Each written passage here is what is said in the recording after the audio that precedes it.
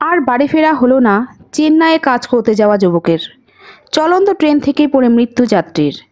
চলন্ত ট্রেন থেকে পড়ে মৃত্যু হলো এক যাত্রীর। বুধবার ঘটনাটি ঘটেছে রাজগঞ্জের আমবাড়ি স্টেশনের কাছে। যদিও এখনও পর্যন্ত মৃত যুবকের নাম পরিচয় জানা যায়নি। মৃত যুবকের পরনে নীল রঙের হাফ প্যান্ট ও সাদা গেঞ্জি রয়েছে বলে জানা গিয়েছে। বুধবার বেলা ৩টে নাগাদ আমবাড়ি ফালাকাটা স্টেশন থেকে কিছুটা দূরের রেল লাইনে ওই যুবকের দেহ পড়ে থাকতে দেখতে পান স্থানীয়রা। অসমগামী এক্সপ্রেস ট্রেন থেকে ওই যুবক পড়ে গিয়েছে বলে অনুমান। খবর পেয়ে ঘটনাস্থলে ছুটে আসে রেল পুলিশ ও আমবাড়ি ফাঁড়ির পুলিশ। মৃতদেহটিকে উদ্ধার করে ময়নাতদন্তের জন্য পাঠানো হয়। যদিও ওই যুবক ট্রেন থেকে কিভাবে পড়ে গিয়েছে তা নিয়ে তৈরি হয়েছে ধোঁয়াশা। মৃত যুবকের পরিচয় জানার চেষ্টা করছে পুলিশ। স্টেশন মাস্টার সূত্রে জানা যায়, চেন্নাই থেকে আসামগামী ট্রেন থেকে পড়ে গিয়েছে ওই যুবক। চেন্নাইয়ের কাজের সূত্রে গিয়েছিল। বাড়ি ফেরার পথেই এই দুর্ঘটনা। যুবকের নাম ও পরিচয় জানার চেষ্টা করছে পুলিশ।